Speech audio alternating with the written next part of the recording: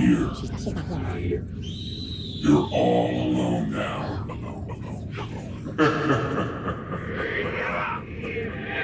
This week's episode of Astonishing Legends is brought to you by the Great Courses Plus, Policy Genius, and our contributors at patreon.com. We know who you are.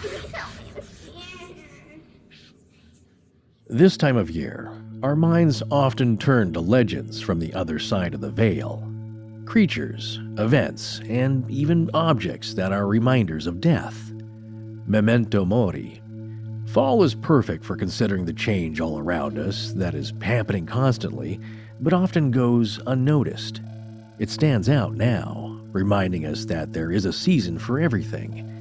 And the nice thing about seasonal change is that you can always see it coming. It's predictable. Your senses tell you what to expect, and if those fail you, there's always the calendar hanging up in your kitchen, garage, or closet. But what about the changes that you don't see coming? Those are the frightening ones. The ones that keep us up at night.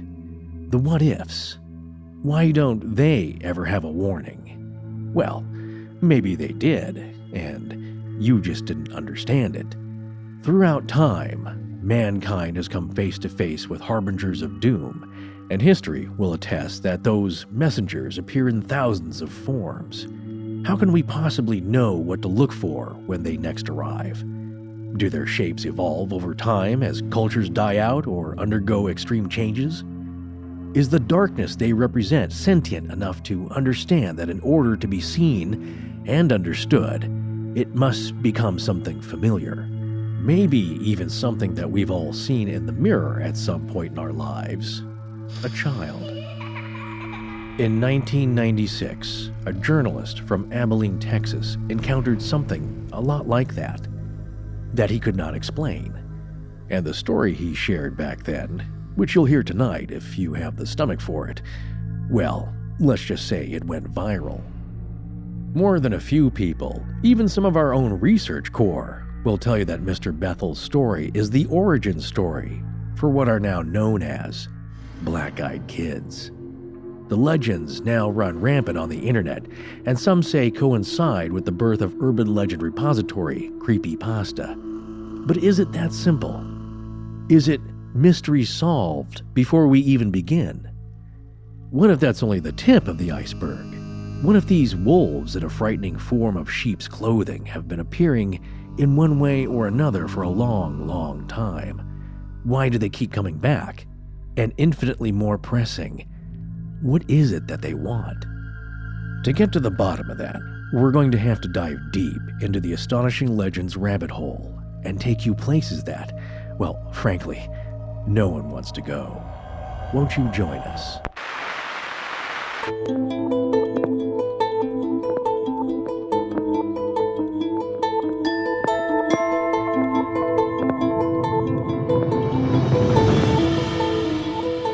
Welcome back to Astonishing Legends. I'm Scott Philbrook, and this is Forrest Burgess. Hell is empty, and all the devils are here. William Shakespeare, The Tempest. Join us tonight for part one of our two-part series on black-eyed kids, presented for your listening pleasure in stereo.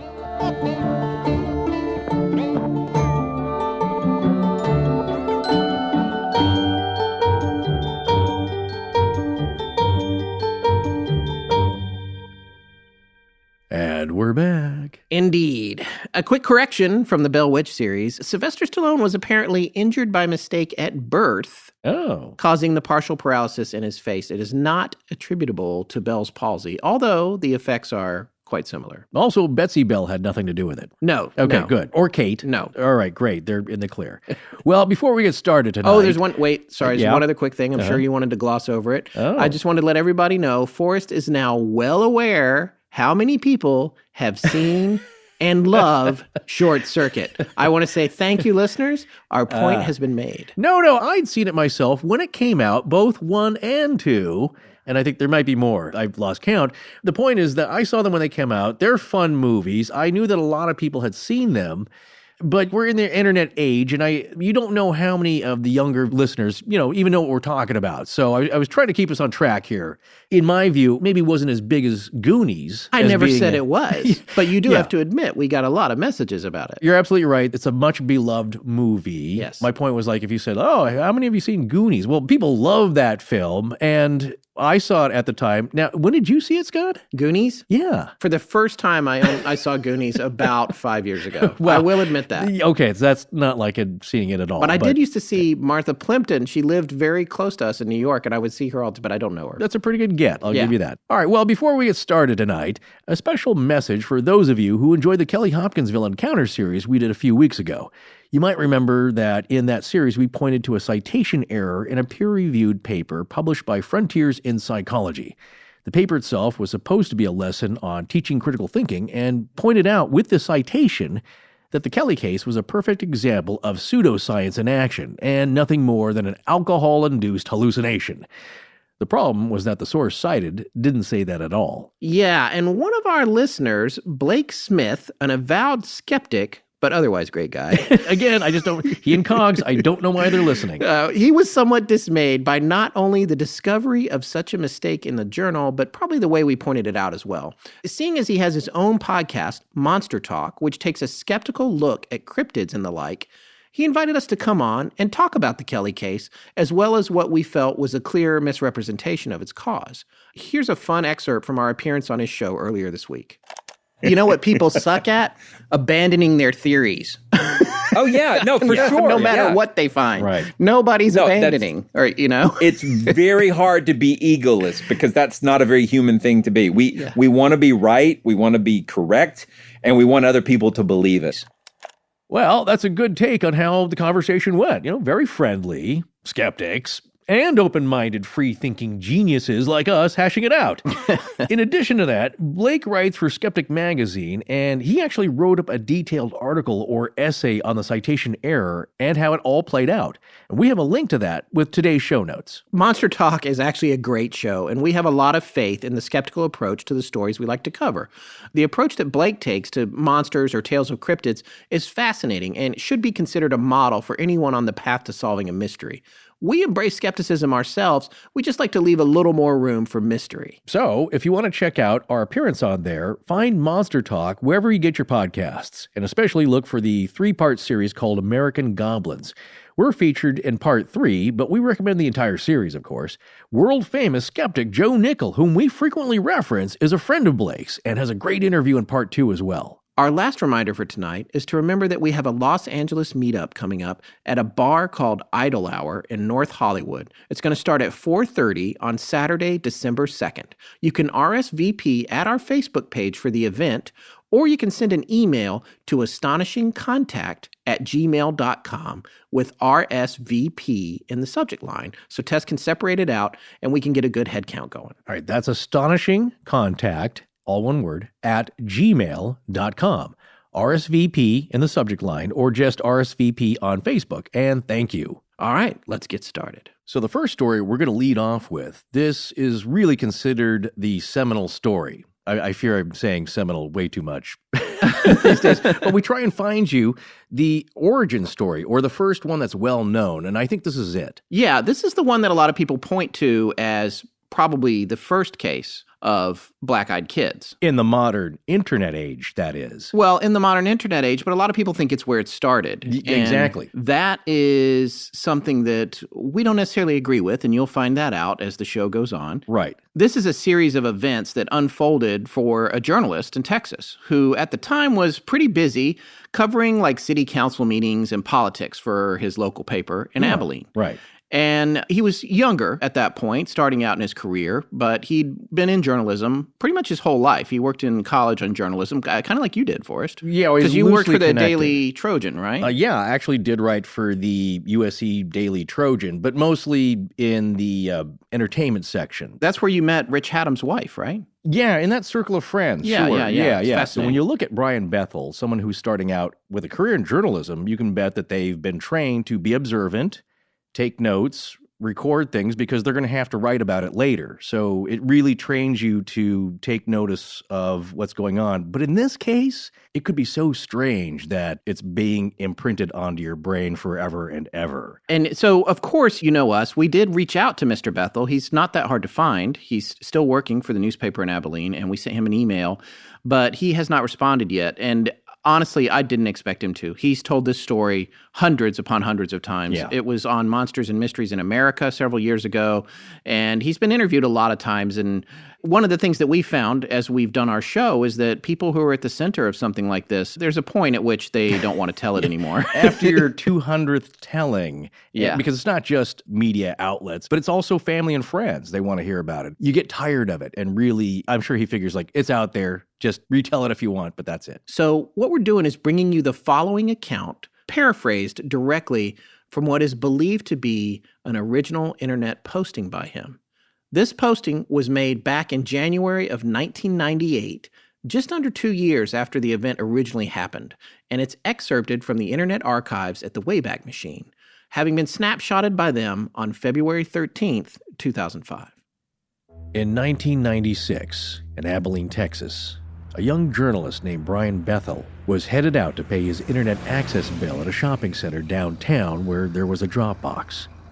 At the time, Abilene had about 110,000 people in it. Brian arrived around 9:45 p.m. after having driven 15 minutes from his apartment. He notes in his account that at that time, one of the earliest movies based on a video game, Mortal Kombat, was playing at the $1.50 theater in the strip center. Brian parked near the marquee so he could see his checkbook by the faint light coming in through his windshield. He began writing the check he needed to keep his internet connection active. No sooner had he started when two boys stood quietly at the car window. For some reason Brian did not understand, a wave of terror washed over him. His fight-or-flight response was amping up. He wasn't sure exactly how old they were, but he guessed they were somewhere in the range of 10 to 14. The first boy, seemingly the oldest, was taller than the second one and was wearing a hooded shirt with a gray, checkered pattern and jeans. His skin was olive and he had medium brown hair. Brian sensed confidence from him. The second boy was smaller with pale skin and freckles, and he was apparently much more nervous. He too had a hoodie, but it was light green and his hair appeared orange. From what Brian could tell, they were not related. Here's the thing about Brian. This is not the first time he's experienced something unusual, apparently. He goes on to point out that he gets a feeling whenever something strange is about to happen to him.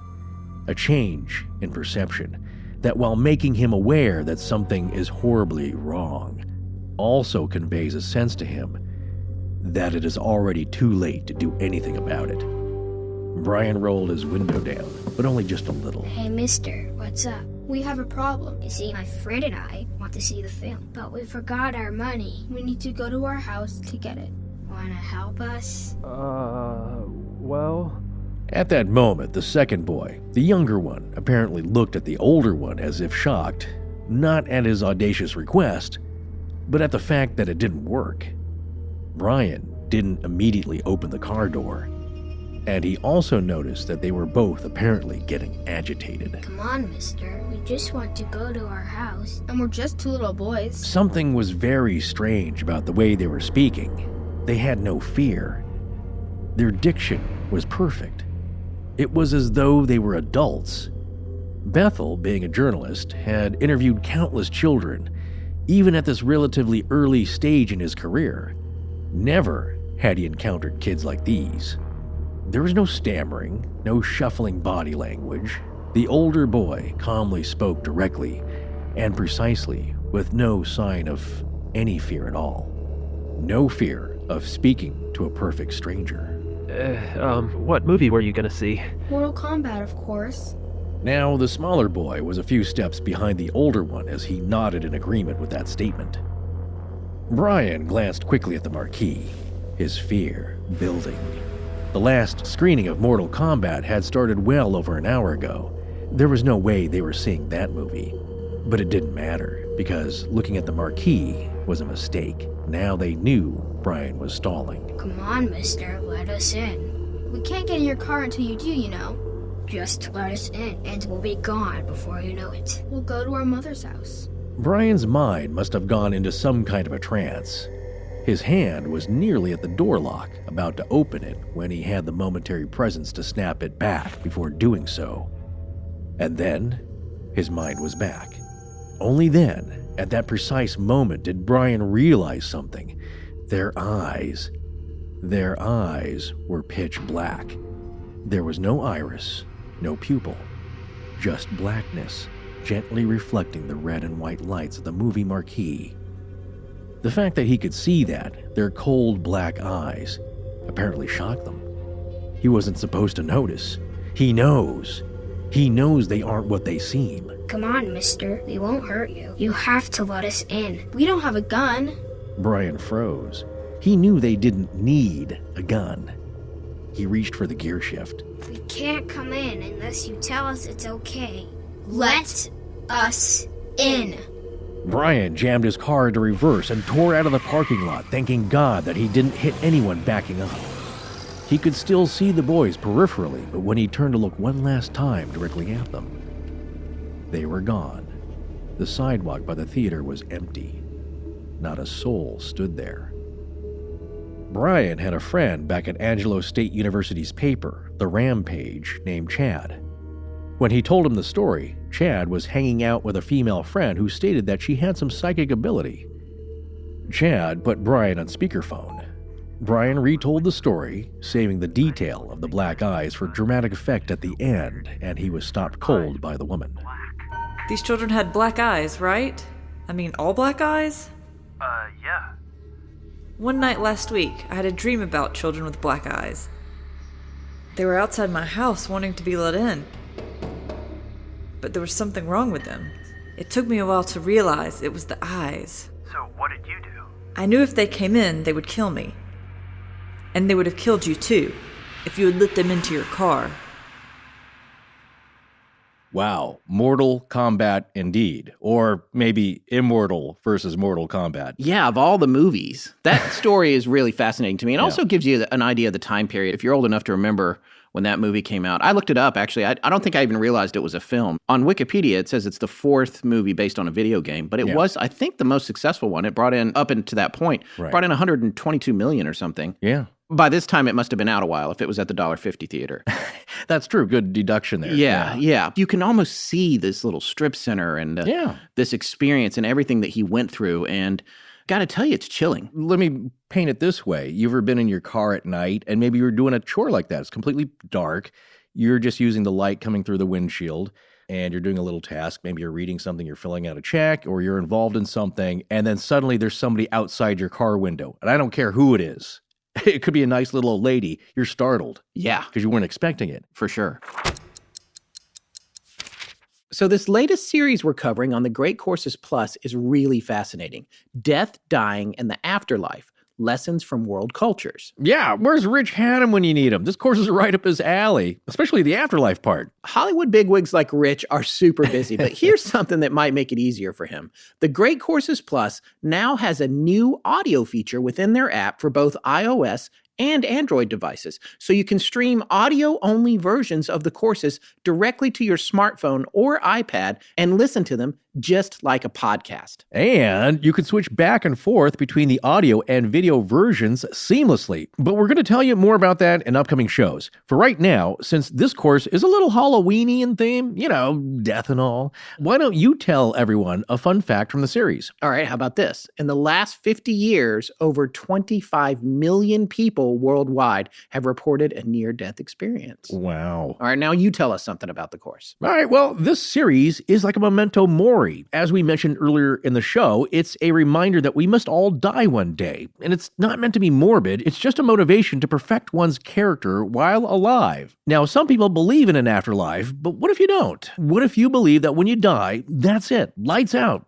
end of story? As Professor Mark Berkson points out, philosophers would suggest that it's impossible to experience or imagine what it's like being dead. Freud writes, quote, "Our own death is unimaginable, and whenever we make our attempt to imagine it, we can perceive that we really survive as spectators. At bottom, no one believes in his own death. Whoa. Is that your Keanu impression?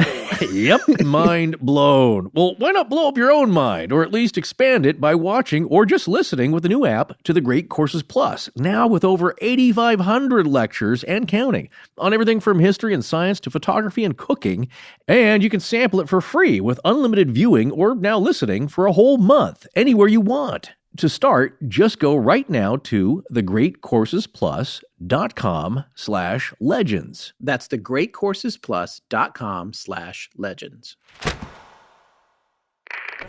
Hello everybody, I'm David Mars, producer of the Hot Wampa Science Fiction podcast, and when I'm not working on my own show, I'm listening to Astonishing Legends. Let's get back to the show.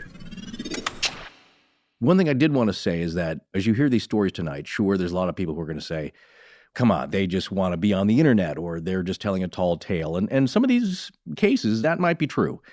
But one of the authors who's written some of the main books about this is Jason Offutt. And he actually was a journalist and taught journalism on the university level. And he actually interviewed Brian way back when, much closer to the incident, for some of his books. That's because, right. Again, it's one of the main stories. And the one thing that impressed me in listening to him talk about it, Mr. Offutt, is that when he talked to Brian personally on the phone, he said you could hear the fear. He was still really freaked out and scared by this, especially when you go to recount this. And the people that we've talked to personally and that we know, when something like that is very startling and chills you to the bone, when they recount it, there's a little bit of PTSD with it. Yeah, They sure. don't want to talk about it because they get that same exact feeling of fear. The other thing about Brian's story, and people will tell you that it's a creepypasta thing, which we're going to explain here later in this episode, but Brian's a real guy. Yeah. And you can see him tell this story and talk about it. Yes, he's a journalist, but his position, especially at this point, is he didn't want it to happen to him. It's not something that he was trying to get famous for. He hasn't written a ton of books about it. He's just trying to do his job as a journalist in Abilene. Exactly. And you brought up a good point, because even with the Bell Witch story, which we just covered, people say like, well, Martin Van Buren Ingram, he was trying to sell papers. Right. So anything in the 19th century, he's trying to sell papers. And that may have been the case back then, because sensational journalism did sell papers, as it does today. There's a lot more muddy waters you have to kind of navigate through. But he wasn't really doing that, and he's not written books. He's not writing a script. As far as we can tell, there's no monetary gain in this, and it's only brought scrutiny to him. Yeah. But it was so shocking, he felt he had to share it. And scrutiny is not fun in these kinds of stories. No. A lot of people will accuse you of making things up. They'll make fun of you. They'll say you're crazy, tinfoil hat time. Yeah, I don't like the scrutiny we've gotten. Yeah, we're getting little bit. scrutinized more and more these days, as our audience grows. And that's fine. I've got some calluses, but that's fine. I think that it's important to understand, though, that it's not like he went on some giant publicity tour. Yes, he was on Monsters and Mysteries in America. I promise you that did not make him rich. The entertainment business does not work that way. It's an interesting thing. Well, let's talk a little bit about what this phenomenon is. Okay. As of right now, I think we have a lot of listeners who came to this show knowing about black-eyed kids. They'd heard of them, because it's not like some of the obscure things that we cover. It's got some traction in the legend world, and more people know about it. However, there's probably a few listeners who have no idea. And so what they're hearing, if they're still listening, is only a couple of stories right now. We framed it out a little bit at the top of the show, and then we shared Brian's story, which is considered, as you said, the seminal story in modern times for the black-eyed children. Let's go into a little more detail about how this works. And I did want to mention the authors that we referred to for a lot of the information we came up with. David Weatherly. Yes. He's the author of the book, The Black-Eyed Children, which is considered a great reference work on them. He did a lot of serious research and went a long way towards looking at theories and ideas and skeptical viewpoints and origins and all that. And it's a great read. He's what you would consider a field researcher, kind of like John Keel in that vein. Yes. Little after that generation, but some guy who goes out and talks to people, checks out locations, as most of these folks are. They are a collector first of these kinds of stories, and then really investigate them to write their books. Yes, exactly. And then we also want to cite Gary Michael Vasey, who is the author of a book called The Chilling True Terror of the black-eyed kids. He compiled a bunch of stories because he has websites and he's written a bunch of books himself about hauntings and local hauntings, and he's experienced things personally. And we're thrilled to say that he's actually going to be on the show next week for part 2 of this series as a guest. And Forrest, you also just mentioned Jason Offutt, of course. Yeah, he's been in some interviews. He's on, of course, Jim's show, Paranormal Podcast. Jim Harold. Yes, Jim Harold, and you'll hear a lot of entries because he's very prolific. He's written a ton of fun books. One, I think, that I first keyed on to because of the Shadow People thing was Darkness Walks, The Shadow People Among Us. His latest book is A Bad Day for the Apocalypse, which is a fun title. And I just want to read this other fun title, How to Kill Monsters Using Common Household Items, which I love the title. That's great. But yeah, he's interviewed a ton of people all over the world who have had black-eyed kids experiences. Part of this phenomenon is very informative and illuminating because you realize it's not just the U.S. Again, people that want to compartmentalize this, and I get that, want to say, well, it's just the U.S., it's just the internet, it's just this time frame. Yes, and an important point to make there is that the reason that they're doing that, the compartmentalization, the reason that you do that, it goes back to the Frontiers in Psychology paper. It is the need for cognitive closure. People want to put a package on it, and it's easier for them to think that it's just a cultural phenomenon, an exaggeration, mass hysteria, whatever else you want to say, if it only is in one region. Yeah. Well, that clearly points to, well, it's just in the U.S. Right. That doesn't make sense. Why would a weird paranormal phenomenon only happen in one country? Because it's made up. Yeah, exactly. Yeah. But you're going to find, as with all these strange intruders, and I think that might be the umbrella term for all of these kinds of strange creatures that aren't supposed to be here but seem to pop up occasionally, strange intruders. It's not just one country. It's not just one time frame, decade, era. Maybe they've always been with us. Well, and speaking of popping up, that was a good choice of words. When you take a look at these encounters and how they work, here are some of the factors that are consistent in them. One of them is that these things seem to spontaneously appear. And I say things, I mean things, because I do not think, based on the research that we've done, that they are human. And I want to make that clear from the get-go. These are not human beings. Right. Man, wait a second. You are really now into the line of thinking that these may exist, really. Well, I got to tell you, the stories, when you said last week, when you said, hey, if you guys have any stories about black eyes, send them in. And at the time, I was like, all right, this is all folklore and legend. And, I wanted to believe, I'm Mr. X-Files. I want to believe. But we got some emails, and I got to tell you, I'm flat out rattled by some of them, including one that just came in today and 3 or 4 other ones that we've gotten. They're all pretty freaky. It's hard to imagine that everyone who's sending them in is just making it up. But maybe they are. We're a good outlet where you can get your story on our show. Right. Lots of people are going to hear it. Yeah. But I'm feeling a little bit changed about it. And I guess my opinion is if they're not real, which they may not be, maybe it is just a made-up phenomenon of some kind, then fine. But if they are real, I do not believe that there's a human component to them. Right. No, there's so many different elements to this which are interesting in the analyzation of these types of things. And one thing that I was surprised by is going back to Kelly Hopkinsville incident and 2 families claiming they saw aliens or goblins or some kind of goblin alien, something non-human, non-terrestrial, is that most of the prominent skeptics that we've talked to, whose articles we've read, generally agree that they did see something, that they were genuinely scared.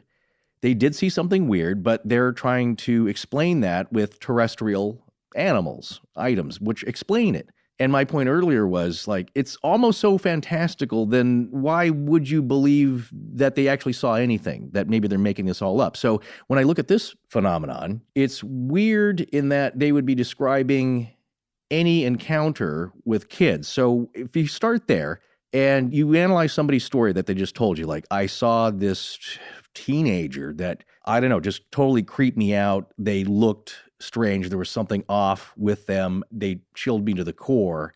Then you're starting with, you actually saw a physical being is what I'm saying. It wasn't just an apparition, but you saw a human being type thing. So there's no argument there. If you're claiming that you did see a teenager or a young child, okay, that's something solid. But there are elements to this story of the physical description that are strange and common. And the next question is, of course, if you accept that people that are telling the story did in fact see something, from a skeptical approach and an analytical approach, the next thing you're going to say, well, it's just somebody on drugs. It comes back. There's a lot in common here with Paula Pell's Devil in the Diner story, which is actually the very first interview we ever recorded, although it was like the 8th episode we released. And a lot of people, they either got it 100% or they didn't get it at all because it doesn't have this definitive point of view with regard to what she saw. It's just a feeling. It's a gut feeling. And analytical people will say, what's a gut feeling? That's nothing. You can't prove it. You can't. Okay, fine. So maybe these are just freaky people. Maybe it's somebody who's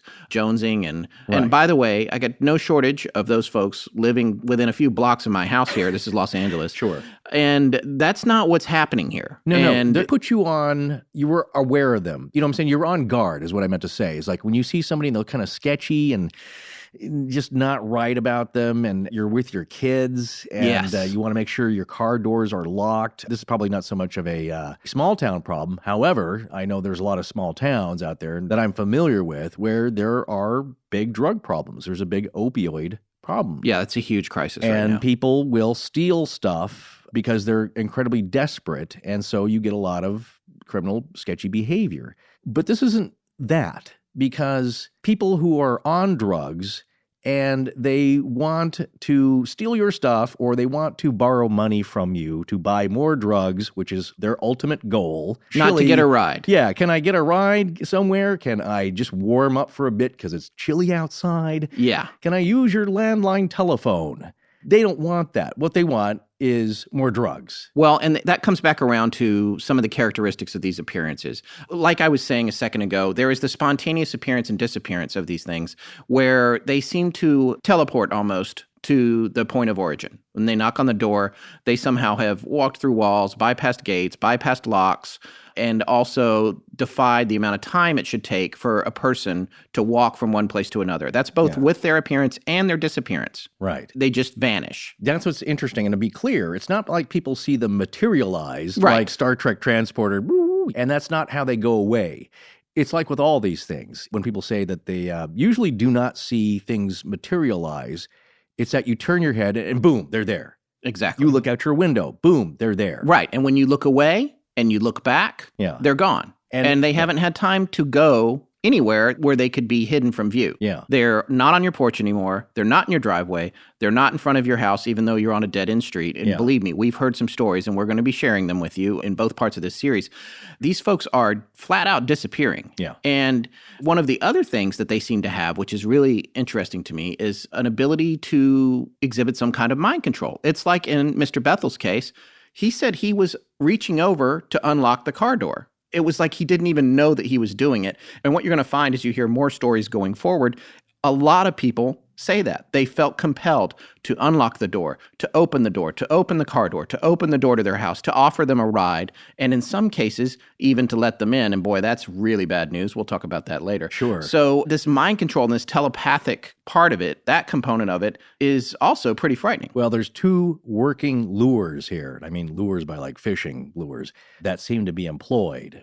And folks, just go with us here. This is Halloween. It's Halloween. Believe the creepy, weirdo, dive in part. on this one, guys, because we're just trying to have some fun here. And if you don't believe, it's called suspension of disbelief. Yeah. Have fun with this one, as we did, and we'll continue to do. So there's two things I want to say going on here. One element is that they're always young people, and they could be as young as 6 or 7, not toddlers.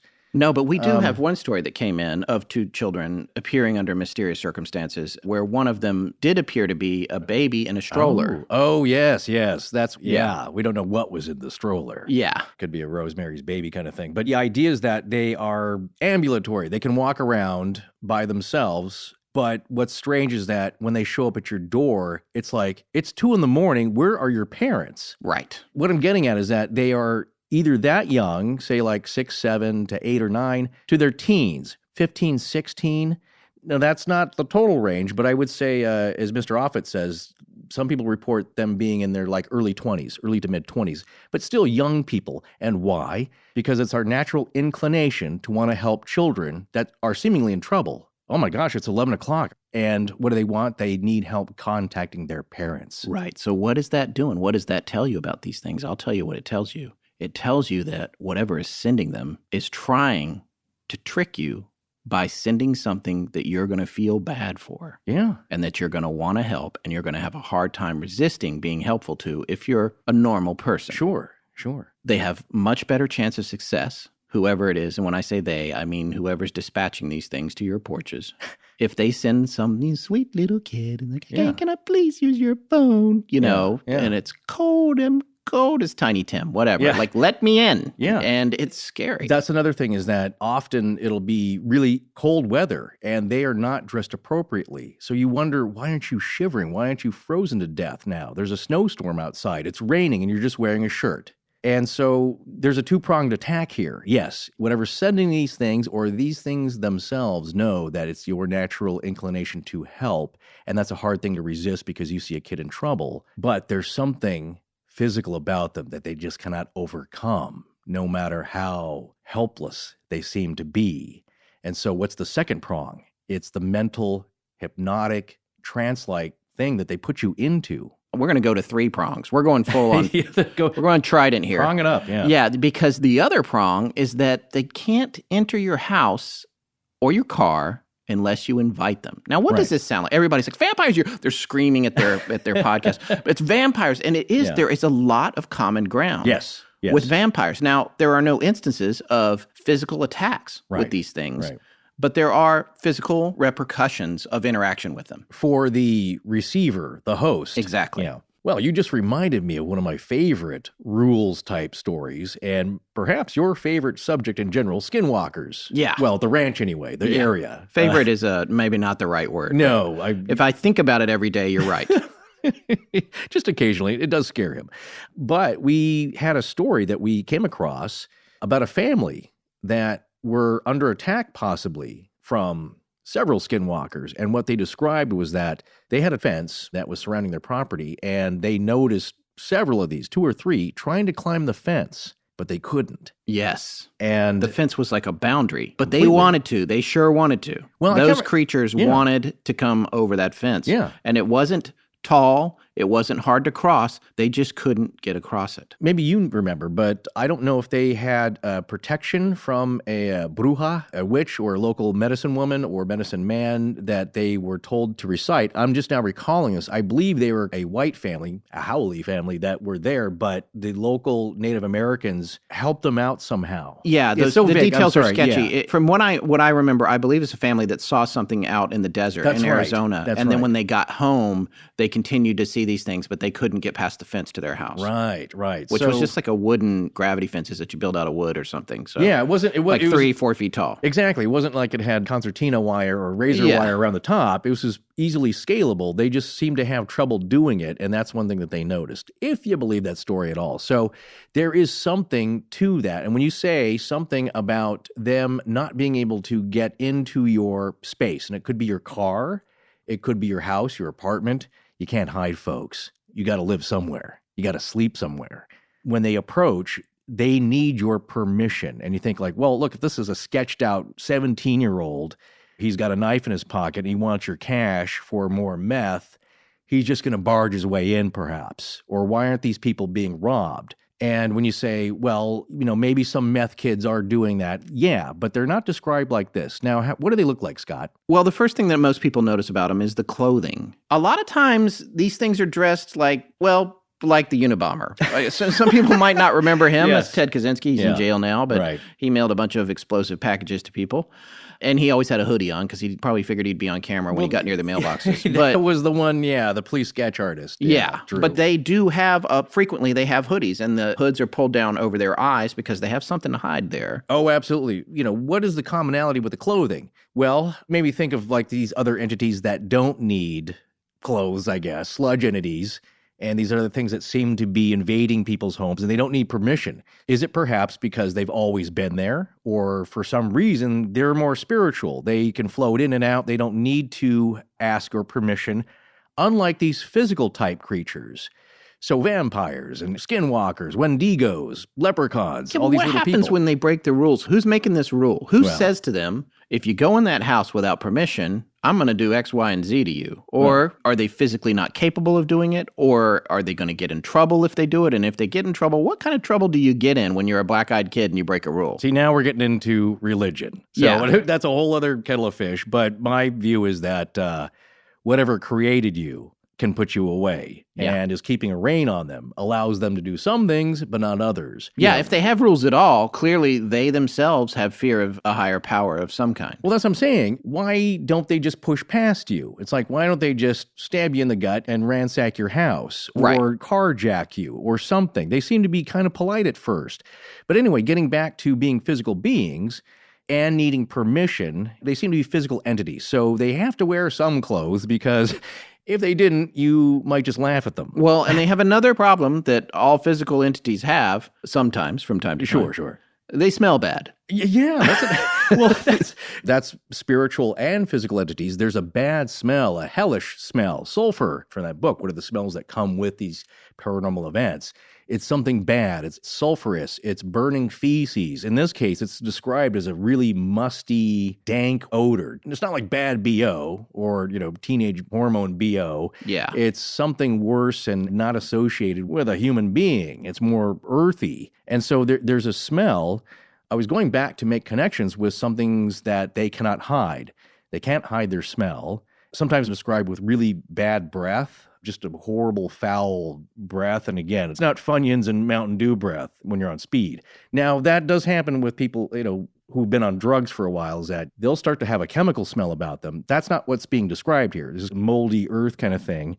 The clothes themselves are disheveled. They're greasy, dirty, not homeless level, but there's something about them. They're not new. There's no branding on them. It's not like you didn't just go down to TJ Maxx or Kohl's and pick out an outfit. They're very nondescript. It's like with shadow people. Why the fedora? What's up with the hat? It's covering something. Same with the hoodie. It's your only defense against cameras, and if you're a bad guy, and cameras are now everywhere, pervasive. Sure. Right. So it's a covering. It creates a shadow. How many people are actually, who are not committing a crime, are actually wearing the hood if it's not cold out? If it's cold out, it's windy, sure. It's creating a little bit of a mystique, some covering. But one thing that was interesting is that the people that took a good look at the clothes said that they looked homemade. They just weren't mass-marketed type of clothes. Again, there's no logo. It's not Nike. It's not Adidas. There's something very nondescript. They're all kind of usually dark colors, browns, grays, blacks, very drab. But again, kind of maybe a little dirty and greasy. So that generally is describing the teenagers. The small children, they're often described wearing vintage clothing, which is weird. Right. It's not from the right time period. It's not from the right time period. It seems like it's maybe 30 or 40 years out of date. They look like the Little Rascals. Not that cute, of course, but some kind of weird vintage clothing, much like the Men in Black are described. It's like, we couldn't get the era right, so we're going to go with 50s. Yeah. Thin black ties, black suits, black hats. Actually, Black Cadillac. Yes, that's it. Black Cadillac. Black Cadillac. So Rancid, Time Bomb. Very good. Yeah. So they don't really care that much, but they got to be dressed in some kind of garb, and that's close enough from like maybe the 50s. But it on also to the tells 70s. you that whoever, again, getting back to the great dispatcher of black-eyed kids, the Louis De Palma, or whoever it is. No, the Artful Dodger. He doesn't have good information. It doesn't have good information about what is going to work. It's like when Spock goes down to the planet and they got to dig out some clothes, they got to hide his ears, whatever, and it's kind of weird looking. Or Marty McFly in his life vest jacket. Yeah, that's always the trope. It's just not working. Right. It's not working. You look sort of out of place, but they're in the ballpark. But that's often described with these strange visitors. They don't understand time. It's like Indrid Cold. What time is it? What do you call that? The bunch of lights down there. Oh, yeah. Now, it's like an unfrozen caveman lawyer, too. Exactly. I don't know how your son works here or how your legal system. At least he's friendly. You're trying to get an approximation of like, what time is this? He grins a lot. Well, I don't know if that's fully friendly. He's trying. These kids do not grin, by the way. They are emotionless, expressionless. Until they get angry. Yeah. But here's the thing. Indrid Cold, snappily dressed. He's got some kind of metallic, really cool outfit on, really cool jacket. These kids are not cool. They look nondescript. that's, I think, their idea, is that we're not trying to raise or ring any alarms here. We're trying to fit in as best we can, but we ain't making it. So that's a description of them clothes-wise. And for skin, they're not like meth heads where they're covered in sores, but they do look very pale. Again, the hair is greasy. I think Brian Bethel said the one kid seemed to have red hair with freckles, maybe? Yeah, and a paler skin, and the other one had olive skin. Exactly, yeah. So they're Italian. Some are Irish. Yeah, some are Irish. That's it. We solved it. The black-eyed kids, there's always an Italian one and an Irish one. An Irish kid with them. There's something about it, but you could say like, well, look, that sounds very human. So obviously there's just kids playing a prank on these people, and it's just a current running thing. Out of all these physical traits, there's something that's undeniable about them, and it is the most disturbing, haunting, and identifiable feature. And what is that, Scott? Their eyes. Yes. Something they cannot hide. As the title suggests, these kids have black eyes. Yeah. And I'm not just talking about the iris, the whole sclera.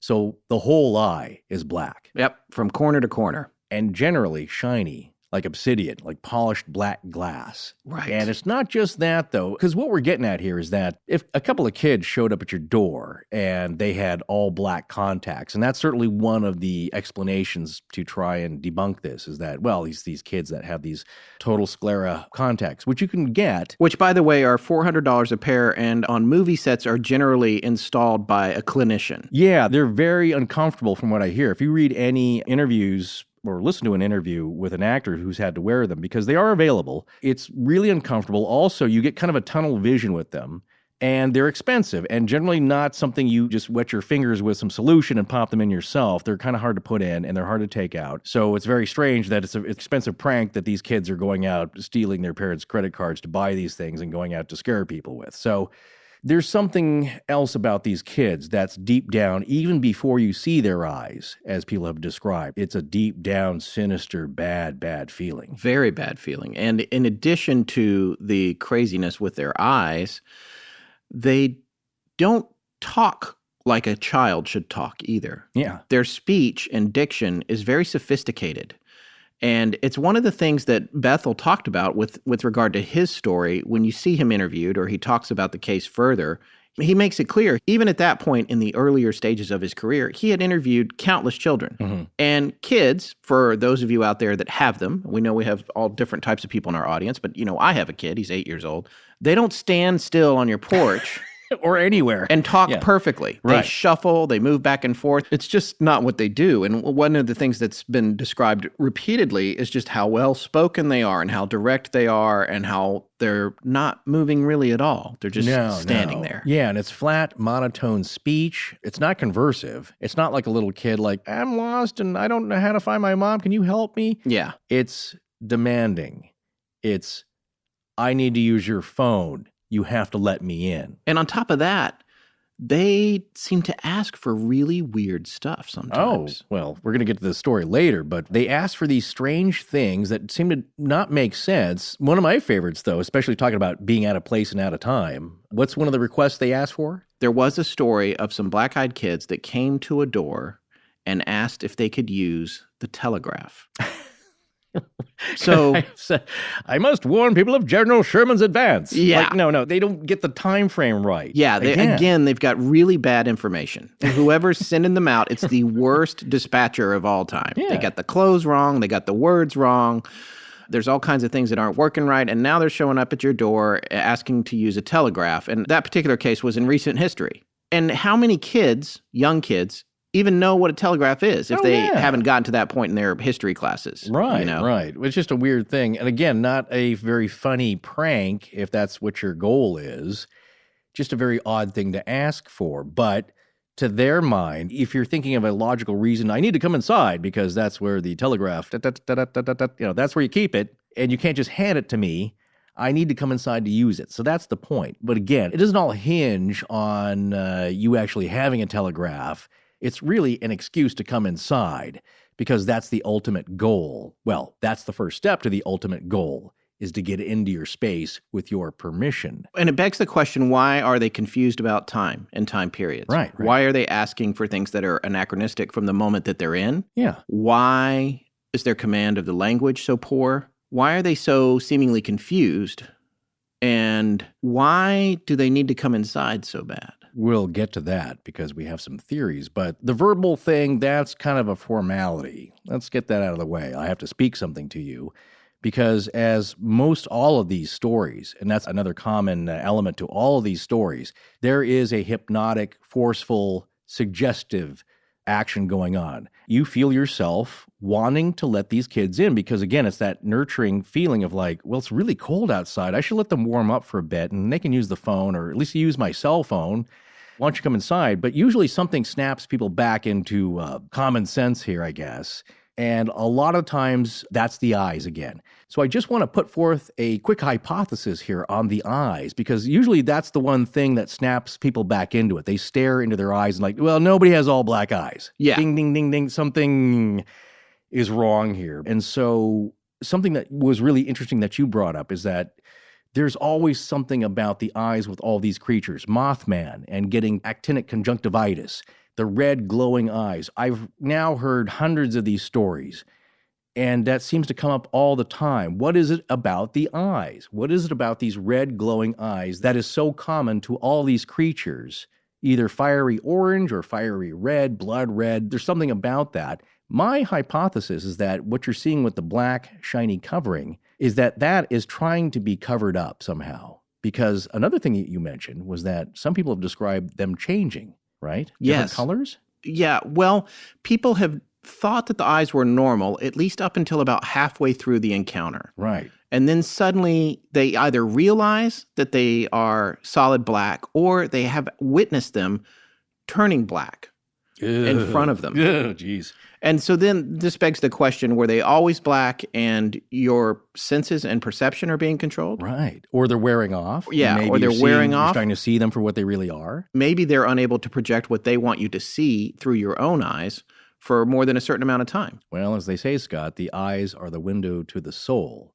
And what if your windows to the soul go right to hell? And that's what you're seeing with the fiery redness. That can't be totally covered up for too long, but people notice that something is not right here. And if you're going to break this down as being a real thing, then maybe, again, the eyes are being covered as to what they really are. You're not seeing them for what they really are. This is just a visage. That doesn't make you run screaming at the very first sight of them, but you will at some point. And the last component part of these interactions is their behavior. And this is significant too, and it's fairly consistent across all these stories. They start out very non-aggressive. Yeah, sure, it's weird, and it makes you feel weird, Right. and it's scary, and it will put you off the feed, but they're not aggressive at first. No.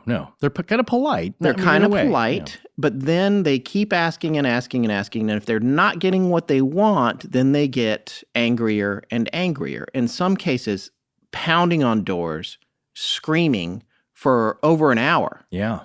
However, the flip side of this is if you just hold your ground, you don't open the door, you don't let them in, they go away. Yeah, they vanish. Yeah. So as much as you feel like you should let them in because they're cold kids and they just want to use the phone, they don't really want anything else from you, or maybe just a ride, the point is you don't do it. Don't open the door. Don't let them in. Have you ever used one of those apps where you just plug in your numbers or info and it figures everything out for you? It's like one of those tax programs. Oh, yeah. I love that. You don't have to have a pen or a notebook on the side to crunch all that information and hope you get it right because the program does it all for you. Right. Well, if you're looking for life insurance, health insurance, pet insurance, or to insure your income should you get hurt and can't work, that's exactly what PolicyGenius.com does for you. You just plug in your information, and in 5 minutes, you've applied for a quote for just the insurance you need and nothing more. And it's at the best price. As we've all been reminded recently, and always really, life can be very unpredictable and harsh, and you need to be prepared for whatever it throws at you. And you mentioning the possibility of getting injured and not being able to work, then saddled with a mountain of medical bills or worse, is a big one that many people just don't want to think about, or they think it'll never happen to them. But here's a fact worth considering. Almost half of all U.S. families would have trouble covering an emergency expense in excess of $400. And then imagine if the primary earner died. Once again, a memento mori, a reminder that we all go sometime. So do the right thing while you can, which is to make sure your loved ones are taken care of when that day does come. Most people think life insurance costs 2 to 3 times more than it actually does, and that's just not the case. So PolicyGenius.com's simple, user-friendly website makes it not only easy to find the right policy for you, but if you need help or have questions, they have a team of real, licensed customer service experts waiting to talk you through it. So if you've been putting off life insurance or want to make sure the insurance you have is right for you, check out PolicyGenius.com today. You can save up to 40% just by comparing policies. The quotes are free, there's no sales pressure, and zero hassle. PolicyGenius.com. It's life insurance for the 21st century. This is Ron Burnson from Anchorage, Alaska. Thank you for listening to Astonishing Legends. Let's get back to the show. So we alluded to this a few minutes ago, but I'm sure a lot of you are wondering, what happens when you do let them in? First of all, don't let them in. That's rule step number one. Yeah. Step 2, refer to rule number 1. Yeah, do not let them in, because when you do, you get sick and you might even die. So here's a story that's pretty fascinating. There's a lot of weird elements about it. The bicycle strikes me as strange, which you're going to hear. It's a prop, but we just received a story tonight as we're recording that sometimes props are utilized, all in an effort to say, look how normal I am. Yeah, we had a listener write in with a story where with a skateboard. With a kid had a skateboard. So we're going to try and get an interview with her for part 2. But right now, we want you to just sit back and take a listen to this story about a couple of kids that came to somebody's front door, and what they wound up saying to the residents of the house was extremely chilling. One morning, during breakfast, there was a knock on the door. I opened it to find 2 boys, around 10 to 12, standing on my porch. The taller boy had knocked. The smaller had been straddling a bike. I found this odd that he was on my porch on his bike. He would have had to carry it up my front steps, and instead of standing beside it, was sitting on it. Still, kids are kids, right? At first, they kept their heads down, and I asked if I could help them. Can I help you? They said they just needed to come in for a minute, and it wouldn't take long. Can we come in for a minute? It won't take long. I asked if they were from the neighborhood, and they didn't answer. You boys from the neighborhood, or? It was about this time that I realized something wasn't right. I told them that I wasn't comfortable letting them into our house. I don't know. I'm not really comfortable with that. There'd been a number of home invasions, and both my wife and I were wary of strangers. They didn't say anything else. However, the strange stuff started happening after they left. I kept having recurring nightmares about their visit, which would wake me up in the middle of the night. I completely lost my appetite, and I didn't want to leave my house. Then they visited me again. It was morning, during breakfast, and my wife heard someone knock on the door. She went to answer it and saw the boys I had mentioned standing there, waiting for her. They stood and stared at her, and she stared back. "He will die," one of them said. He will die. Soon. My wife told them to get the hell off our property, and they just smiled at her. Let us in to use the phone. My wife said that she had never been so scared in her life. She just stepped back, closed the door, and turned around. She came back into the kitchen and asked me if I'd heard them. Did you hear them? I told her I hadn't. I had thought she was in the bedroom. I kept feeling awful, and about a week after that incident, I went to see my doctor. He then sent me to a doctor for tests. They found that I had a tumor. They operated, and I survived, but I believe it was caused by those damn kids. I think that they are demonic. They are also telepathic, as during my encounter I had thought, what's happening here? The taller boy looked at me with those black eyes and said directly into my head, You know he isn't real, don't you? What you're seeing here with all of these stories, I hope, is that there is some commonalities with all of them. Variations with each story, of course, with ones in the U.S., ones overseas in Europe and Australia. It's all over the world, but there's variations. But what we always look for here are the patterns because everything's connected. So here we have a little bit of prescience, predicting the future. Somebody or some kid knowing about someone's condition that they couldn't possibly know about. And I know it's pretty broad. Yeah, but what you're saying the condition was pre-existing. And what the family was implying to me and what he said was that they caused it. Well, it's predicting the future then, which is like Kate knowing something's going to happen to you. But Kate not just knowing it's going to happen. Yeah. Making it happen. Well, yeah, there's several different variations here, but either causing it to happen or knowing it's going to happen and come on. I mean, there's two different things, but just knowing that is strange. Now, one of the lists you'll find on the internet is about all the creepy, strange things people's children have told them. And I remember one dad saying, like, he's reading to his son, and the son saying, "You're going to die soon." That's not what you want to hear from your kids. Yeah. Because they might be joking. Maybe they heard it at school. They heard it on TV. But when your son points at you with a blank face and says, "You're going to die soon," it's like, no.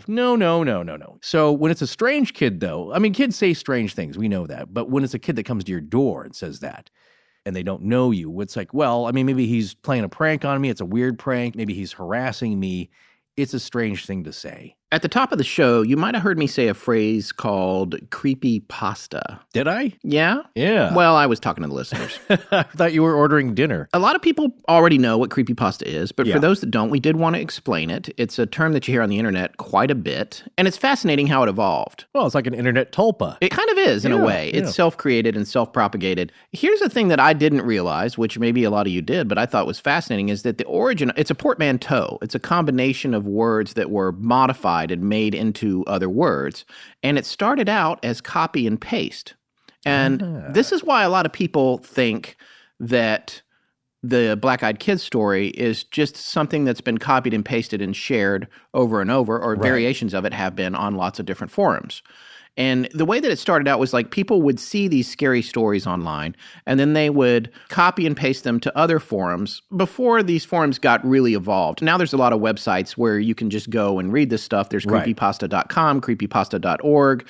There's the No Sleep subreddit, which is really great. There's a lot of great stories there. But the thing about this is most of this stuff has a very distinct feeling of fictionality. To interject, to me, what sets the alarm bells going is that it's too good. Yeah. The whole thing about the blurry photos. It's like, it's too blurry, it's fake. It's too crisp, it's fake. Yeah, a little shout out to our friends over there at that Blurry show, Photos, yes. It's a great podcast. Gentlemen. There's something about the stories that are fictional. Dear David. Why don't you tell our listeners what you mean by that? Okay.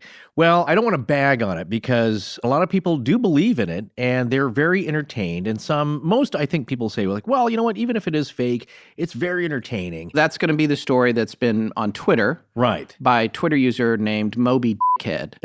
And by the way, I reached out to him and asked him if he wanted to do an interview. And I think he said yes. He wrote back and said he would. The further the story went, the more the red flags came up for both you and me about the authenticity of it, the less interested I became in doing the interview. I have respect for him. I'm not disrespecting him. I think his story is interesting and fascinating, but it had a lot of tropes in it that are kind of red flags for made-up material. Maybe you're impinging on the rules, my fake made-up rules. But when you see a story that has elements to it that sound too much like a children's Bloody Mary, the Candyman, say the name twice. Or I love Rich Haddam's joke. It's like Bloody Mary is staring back from the mirror at a bar overlooking a couple of patrons ordering drinks. And it's like the first guy says, "I'll have a Bloody Mary."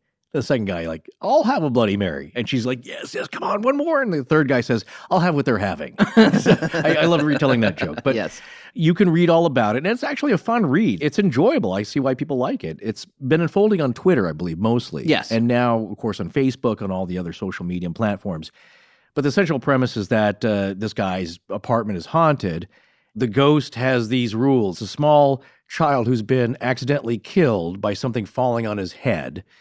And you can ask him 2 questions, but if you ask a third, he comes and kills you. Yeah. And so that's what this guy is worried about. There's poltergeist activities, kind of ghostly things. There's right, photos. He's posting all these pictures and a couple of videos. And by the way, he's a writer for BuzzFeed. Which should tell you something. A lot of people have commented on that. Experts in viral media. Right. So, and same thing with that school in Ireland, by the way. Yes, we saw it. Oh, possibly. Yeah. No, again, it's entertaining. I love watching it. And I'm going to reserve judgment. Well, the biggest thing for me about the school in Ireland, which the video's very cool. I love it. It's the lockers rocking and the sign flies up. There's two things I want to say very quickly about it. We don't want to get too far off topic here. One is there is nothing easier to do than create a special effect in a shot that's locked off. When the camera is sitting perfectly still, you can do all kinds of things. As long as the light stays the same, you can composite in and out. You could practically do it on your iPhone these days. Yeah. Actually, I think you can. $2.99. Yeah. And then the other giveaways, if you go to that school's Facebook page, there's a lot of threads about it, mostly about how excited they are about how viral it's gone. And then all the comments from the people that are attending the school and the principal or whatever are very cheeky. There is no, we've got a problem. There's nothing serious about it. Who are you going to call? Yeah, I think they're playing everyone. It was on the Today Show. So, there you go. Well, impressive. again, if it is real, it's one of the best poltergeist-type pieces of footage I've ever seen. I still want to get to the bottom of the one we saw a few years ago that was in the house. It was a little cottage out in the countryside, like in Cork or something. Yeah. I did reach out to those people. They didn't get back to us, but the Dear David guy has at least set that up. Again, if it leads to, Halloween is still coming up, folks. If it leads to a big reveal, well, then we've all had a good laugh. It's been entertaining. So I wanted to know what our friend of the show and personal friend of mine now, we've gotten to know each other a little bit through emails back and forth. We actually met her in Michigan, author and paranormal researcher and intuitive Debbie Chestnut thought about it because this is her milieu. Yeah. And now I turn people on when they say like, hey, I've had some weird stuff going on. What's going on at my house? Is it a faulty electricity? Is it paranormal poltergeist activity? What's going on? I turn them on to her books because she's pretty level-headed and even-keeled about this kind of stuff. She says, hey, it could be faulty wiring. Not everything's a ghost. No, we had a lot of fun with her. We had dinner with her when we did our show in Detroit. And she's a fun person to hang out with. Yeah, so we'll link to some of her books on our webpage. But I wanted to know what she thought of this. And she's like, again, possibly because she's very intuitive about this stuff. She's saying, well, you know what? It kind of reminds me when people are really desperate and they need help and they reach out to me with a story about some activity going on in their house. But then I start to read other things about the story that seem kind of made up. And it's like they're trying to embellish it to get me to believe in it because the story alone, sure, it's frightening if you're there. When you're telling somebody about it later, they're like, some books flew off the shelf at you. Maybe that was just a small earthquake or gravity or they were already leaning. They don't get it. So you try to convince them with even more fantastical details that are more story, lore, folktale based.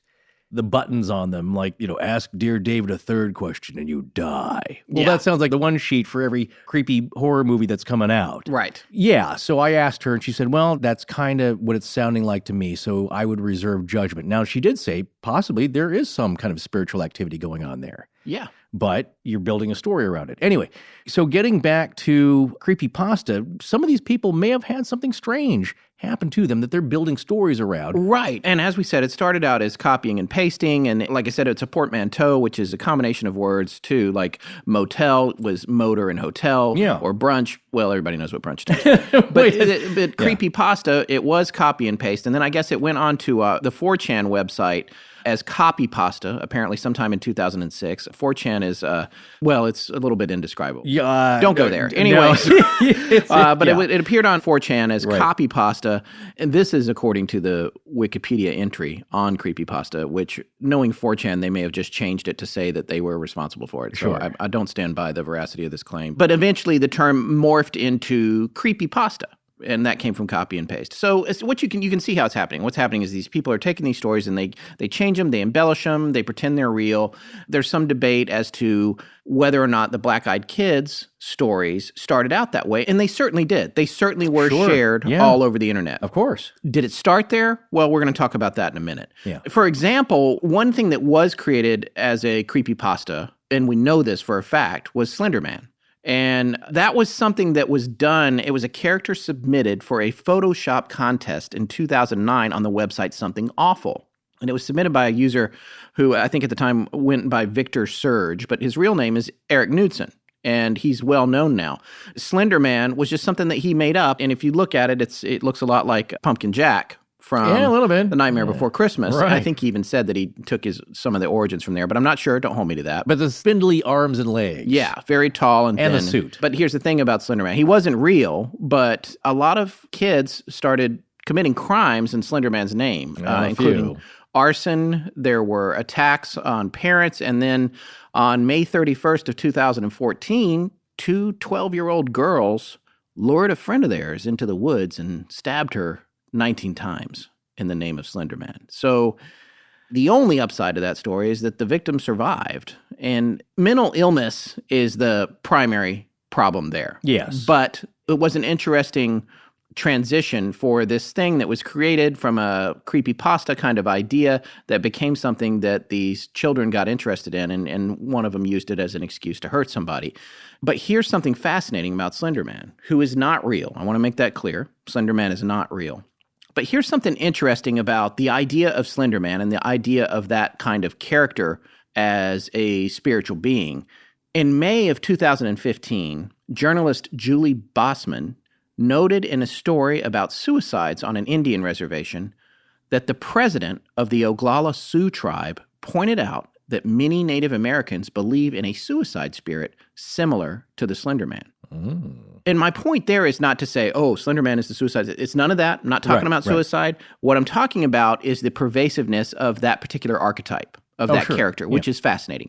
And then you think about how that all ties together, and you think about the Black-Eyed Kids. There's a lot of archetypical things about the Black-Eyed Kids with the black eyes, no soul. There's vampire rules. Can't come in unless they're invited, all this stuff. So, and this might not have even been the right episode for us to bring up the difference between the Dear David stories or the ones that are so slick that they're fictional, because a lot of these Black-Eyed Kid stories do feel that way. A lot of the ones that you read, you're just like, this is somebody is trying to entertain themselves and us by posting this on the internet. Well, here's the thing. I'm just going to say this here before I forget it. This is one thing that author Jason Offutt was telling his students back when he was teaching a journalism class that was based on more paranormal stories and gathering them. And he said, okay, your assignment once a week, got to come in with some kind of paranormal story. And the kids were saying like, that's incredible. No, we can't do that. It's impossible. There aren't that many stories out there. And he's like, you know why you think that? Because you're not asking anybody. Right. Go ask some friends, relatives, people you trust. That's the thing about a journalist. You go ask questions. You'll be surprised. And what happened is that they said, you're right. We went and asked friends of ours and people we knew, and everybody's got a story, or they know somebody who's got a story. And we said that early on when we first started this podcast. That's part of the reasons that we became interested in this. So that's part of it. When you think about that chicken and egg thing we always say, these tropes, these common threads of the rules of three, is that taken from folklore purely, or does folklore take that from real experiences? And over the time, they blend together, which is kind of what happened with Slender Man in a way, because if you were the person getting stabbed, the evil that Slender Man is putting out in the world seems pretty real to you right then. Yeah. I don't care if it's real or not. I'm seeing evil being inflicted upon me. And those people who believed in that made it real. And I do want to say one thing here, folks. If that's your idea, if you're kind of mentally imbalanced, that you are going to now pledge allegiance to some demonic kind of thing, thinking that's going to help you, well, I can only tell you what I would think if I was that demon. You're the first person I'm going to punish. Why? Because that's what I do. I'm a demon. I'm a trickster. I got you to do all these things, and the joke's on you. Yeah. I don't think that you're going to get any reward anywhere else in any other world, so just don't do it. Right, so coming back around to the Black-Eyed Kids, and whether or not they're just a creepypasta, whether or not they were just something invented in the late 90s that got propagated all over the internet, and now everyone's talking about it and there's nothing to it, you have to wonder a few things. The first thing is there nothing to keep these things in check? The universe has a balance, right? If the Black-Eyed Kids are real, there's good and evil. Where's the good that keeps Black-Eyed Kids in check? Maybe that's just the rules. Maybe that's the rule that they can't come in the house. That's the good. Yeah. If you can resist giving in to them, you'll be protected. Right. Well, some of these Black-Eyed Kid stories, turns out they have positive forces in them. But the positive forces in the story are just as creepy as the Black-Eyed Kids. Right now, we're going to take a listen to one of the anecdotes from Gary Michael Vasey's book. He gave us permission to read some of these and share them with listeners. So check this out. This account of the black-eyed kids is a little unusual. My experience took place several months ago in Kansas. I have been reading the other accounts on your site and wanted to share my story here. Looking back, the most bizarre thing about my experience was how quickly they showed up. I walked on the porch, turned around to lock it, then turned back. And there was a knock. More than anything else about this story, that freaks me out. It's not something I've seen in other accounts that I've read. I turned around and saw them. 2 kids. One was in his early teens.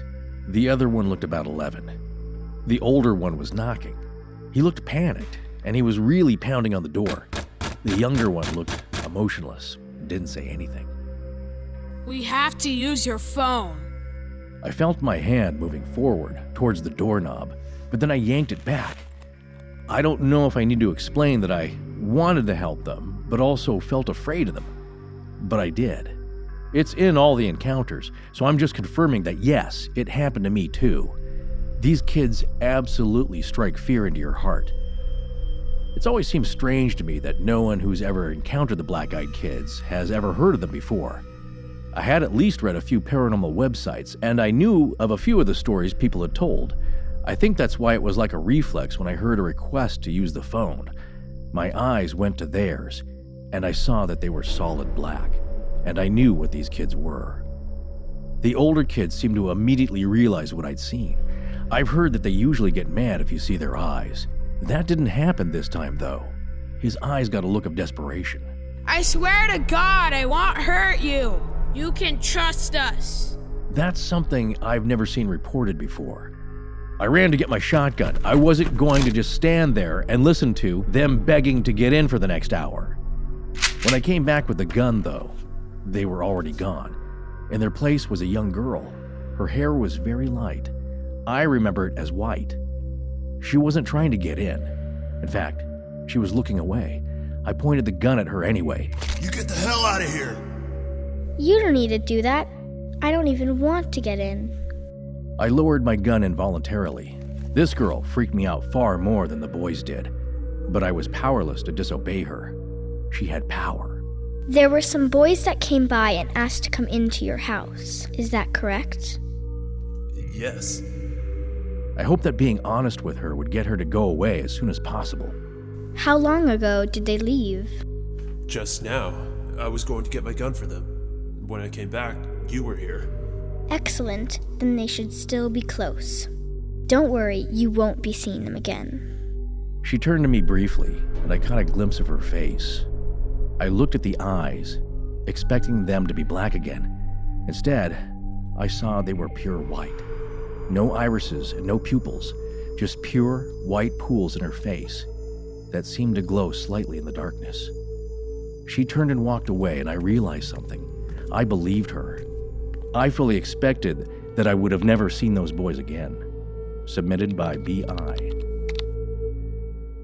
So that's pretty interesting, right? So there's an adjustment bureau. Yeah, we have a new player in the game.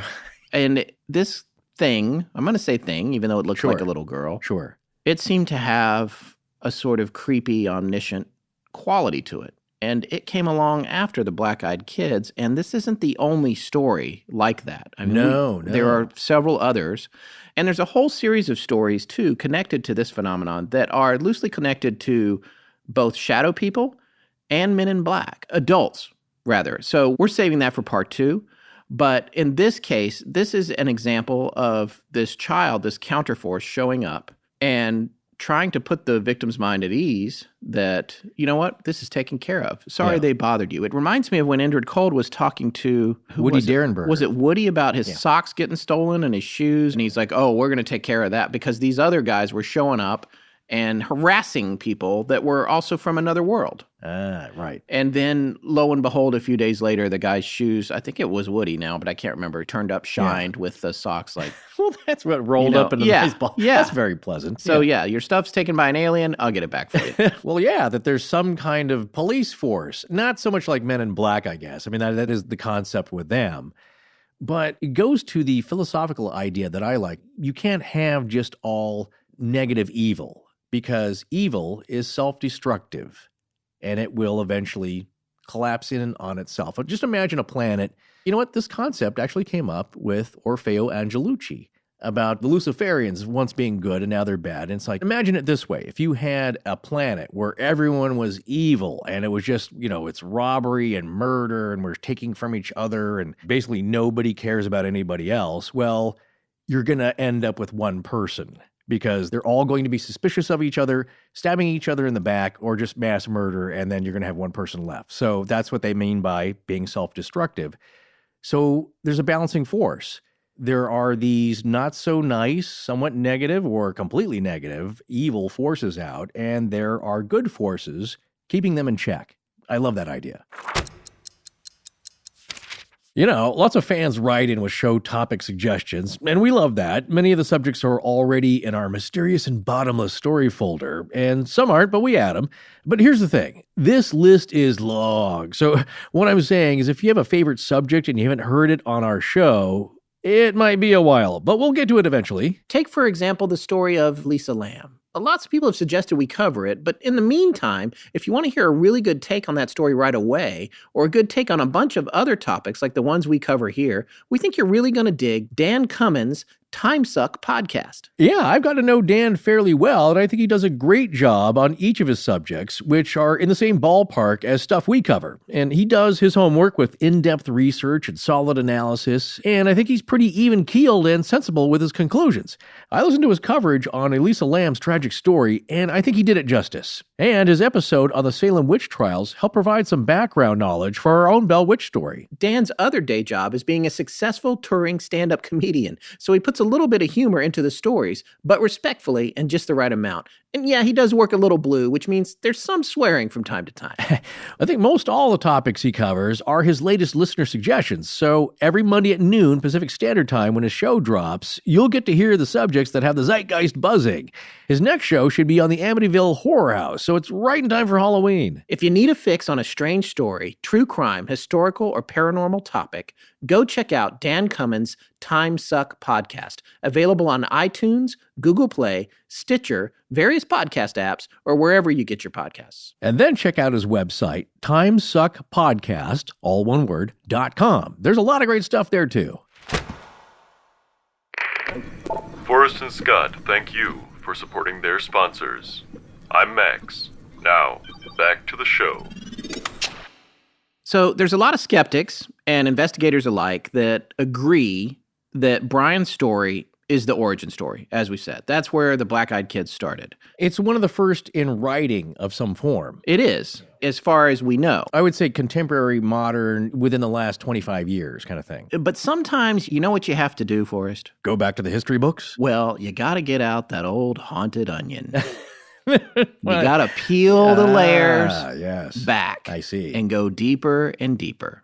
I'm not talking about the bloomin' onion. Don't get that, by the way. It has repercussions. Just put a lot of ranch on it. Yeah. It makes it worse. Okay. Seriously, the question is Brian Bethel's story from 1996 the first significant story of a black-eyed kid? All right. Well, you know where we are now, Scott. This is a scene in every kind of spooky movie where you're trying to nail down some paranormal or something strange. It's the scene where you have to go ask the expert, or you go to the library. Yeah. Mothman. Rich Haddam had Richard Gere go ask Professor Leek. Which was an anagram for John Keel. That's right. Yeah, played by the brilliant Alan Bates. Yes. Or if the hero is alone, they check out a stack of books. They're there late at night. Thumbing through the pages. Exactly. Morgan Freeman and Seven, all the movies drop have a book and the librarian goes, shh. Yeah, but it opens to the page. Yeah. And it's the moment you realize this is nothing new. It's been going on since the dawn of time. In 1982, there was a sighting of a black-eyed kid in the United Kingdom. This is 82, 14 years prior to Brian Bethel's story. And in that case, there was even a police manhunt for the child. That story apparently was picked up by several other national UK media outlets. And according to Vasey, pretty soon people were reporting black-eyed kid ghosts all around the UK. So not only is that predating Bethel's story, that is taking place in the United Kingdom and not the United States. Mm-hmm. 1974, France. Two men driving their car came across 5 small figures by a house in the country, standing huddled together in a group. The men stopped the car and wound down the window to get a closer look at these strange creatures. Their blood ran cold at what they saw. The creatures were humanoid, but small, with long, dark, dank hair. Their eyes, set in a yellowish skin, were as black as coal. One of the creatures indicated to the men to come closer, but they were beset with an overwhelming fear and sped off in total fright. That's France, 1974. This next story takes us back to 1950, and it's been published in a lot of places, but I'm going to read an account of it from black-eyed children expert David Weatherly, who has a book out called The Black-Eyed Children, and it has a foreword by Nick Redfern, who is a prominent researcher in these areas. You'll find him all over the internet, and he's a major contributor to lots of different blogs about the kind of stuff that we talk about all the time. This is an excerpt from David Weatherly's book containing Harold's story. This family and many of its members have lived in rural Virginia for generations. They are farmers and fishermen, hard-working country people, what most would call salt of the earth. A now deceased relative named Harold grew up in this area in the 1950s. He lived in the region most of his life and always called the area home. When he was 16 years old, Harold encountered a strange child. No one could ever explain where the boy had come from, nor was he ever seen in the area again. Harold was walking home early one evening, just before sundown. He was taking his time, strolling along the dirt road when he reached the fence line that led to his family's home. There, leaning against the corner fence post, was a young boy of about 10 to 12 years of age. Harold slowed down even more. He was puzzled, since he knew everyone in the small community, yet he'd never seen this boy before. Harold had a good-natured manner and would talk to anyone about anything. When he reached the boy, he simply started talking to him. The boy didn't respond. He just stood leaning against the post, looking slightly down toward the ground. Receiving no response, Harold wondered if something was wrong with the boy. He stopped talking for a moment before leaning closer. "Hey, you all right?" Harold asked. With this, the boy finally spoke. His reply was rather blunt. "I want to go to your house. Take me to your house." Harold felt a strange chill at the boy's response. He wasn't sure what to say. He couldn't understand why a boy he didn't know was asking to go to his house. At that moment, the young boy looked up directly at Harold. It was then that Harold realized that the boy's eyes were solid black. There was not a speck of white showing in those eyes. Harold began to feel very afraid. He looked up the drive towards his house. He felt rooted to the spot for some reason, but his thoughts were focused on how fast he could run to his home. Harold's thoughts produced a further comment from the strange young boy. He scowled at Harold and said coldly, "Now don't you run away from me. You're gonna walk me to your house." While the comment seemed like a threat, it was the final straw for Harold. He launched into a mad dash up the drive toward his house. He was running as hard as he could and didn't look back for fear that the weird child was following him. Partway up the drive, Harold heard a strange call behind him. It sounded like the scream of a bobcat. Of course, this screeching sound only served to help Harold's legs move faster in his rush to reach his home. "I think I must have really angered that boy," Harold later commented. "He screamed out and I thought sure he was coming to get me." Once safely in the house, Harold slammed the door behind him. His parents, seeing him so out of breath, asked what was wrong. Harold told them about his encounter with the creepy boy. Thinking he would get to the bottom of it, Harold's father promptly walked down the driveway with his shotgun in hand. He found no sign of the boy his son had described. Harold's parents listened to their son recount the story a second time, asking a few questions along the way. Since their son was never one to make up stories, Harold's parents believed his tale. The boy insisted that the child he encountered was solid and could not have been a ghost. Harold's father simply wasn't sure what to make of the encounter. While he had heard strange tales in the country, he had never heard of anything like this. For her part, Harold's mother firmly believed that her son had met the devil himself. To that end, she promptly had him dress in good clothes and took him to the local clergy for a blessing. Harold's father later spoke to nearby neighbors to see if they had encountered anything strange. While a couple of area residents said they had recently heard a bobcat, none of them had seen any out-of-place children. The family decided to keep the story quiet. If by chance their son had encountered the devil, they didn't want any talk about it or anything that might cause the black-eyed boy to return. So really, not an episode you'd see on the Andy Griffith Show. No. Definitely not. Opie goes running to Andy Griffith and says, hey. Well, first of all, Andy wouldn't bring a shotgun. He'd just go out and try and reason with it. No, and he would actually talk him down. Like, you're right. I should give up this spooking people into hell kind of thing. Barney, he's got the one bullet, so he's got to save that for a really important occasion. Well, I feel like if it's not silver, it's not going to work. Well, here's something that predates the internet by a long, long time.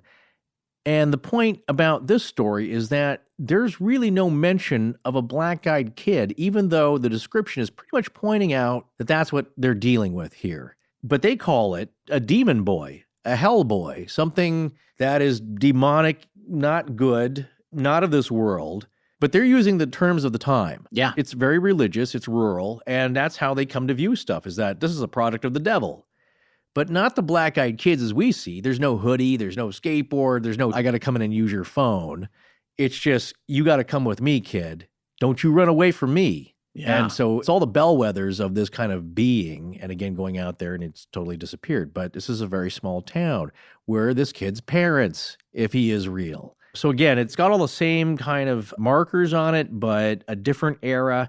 And that points to the larger questions like, well, why haven't we heard about these black-eyed kids all throughout history? And the answer is maybe you have. Which brings us to the next group predating the Herald story from 1950. We're going to go back even further now to the Iroquois Indians. Now, the Iroquois are a historically powerful Northeast Native American confederacy. I'm reading this from Wikipedia. They were known during the colonial years to the French as the Iroquois League and later as the Iroquois Confederacy, and to the English as the Five Nations prior to 1722. Later as the Six Nations, comprising the Mohawk, Onondaga, Oneida, Cayuga, Seneca, and Tuscarora peoples. And the general historical consensus is that this group was formed probably sometime in the year 1142. Again, predating the internet by a little bit. Right. One of our main contributors in the Astonishing Research Corps, Marissa, dug up some pretty fascinating information about them. And she found this amazing website called I Never Saw Such a Place, as I Never Saw Such a Place. And this website belongs to a guy named Andrew Cross, but he has the stage name of Barlow, and he used to have a morning show in Oneida, New York, back in the 80s. And he lived up there, and that's right in the region of the Mohawk Valley. And while he was in that region, he collected a lot of information about local lore and legends. He's very much interested in it, pretty much the same way that we are. And his website is really entertaining. So on this website, there's a section called Mohawk Valley History, and he's taking information in if people want to send stuff in. And this posting that Marissa found is the only really in-depth description that was well summarized of the Iroquois legend of the Otcon, and we wanted to share what he wrote with you, and he gave us permission to read this posting directly. So I'm going to read it to you now because it goes a long way towards explaining this legend that predates anything that happened to Brian Bethel by hundreds of years. The black-eyed kids of the Iroquois legends. Like many world societies, the Iroquois talk of a good energy and a bad energy. The positive life force or divine energy was called something that sounded like Orinda. Since many of the Iroquois linguistic nuances were not documented officially, there is some debate as to the correct pronunciation, but not the concept of Orinda. The positive energy of Orinda could be channeled to do anything and could be enhanced through virtue, training, and life experiences. However, opposite the Orinda was the Otcon. The Otcon, and it could be Otcon, I apologize if I'm murdering this pronunciation, is a broad term for the negative energy, things, beings, and or forces that live in the world around us, as well as try to penetrate this world from the underworld, the skies, or other dimensions of consciousness and reality.